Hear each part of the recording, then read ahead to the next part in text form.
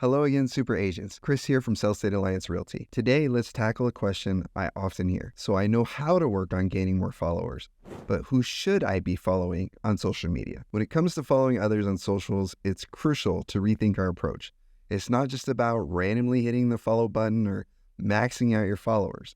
Instead, it's about curating a list that brings you knowledge, inspiration, and engagement opportunity. Who should you follow? Start with your mentors, fellow realtors, mortgage lenders, home improvement experts, and industry leaders like the gurus at Drunk on Social. They can offer valuable insights that can elevate your game. But let's not stop there. Remember our talk about leveraging our sphere of influence through local businesses?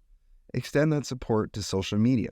Follow businesses like Pillar to Post for home inspectors, Empire Title for your title needs, or our friend Wayne Helm with Hamadi for real estate video and photography. These are just a few examples, so feel free to share more suggestions in the comments below. But remember, social media is a mutual growth system. You support others, and they support you back. You engage with their content, and they'll engage with yours. More engagement means a bigger impact on your SEO, which creates opportunities for more leads and expands your sphere of influence.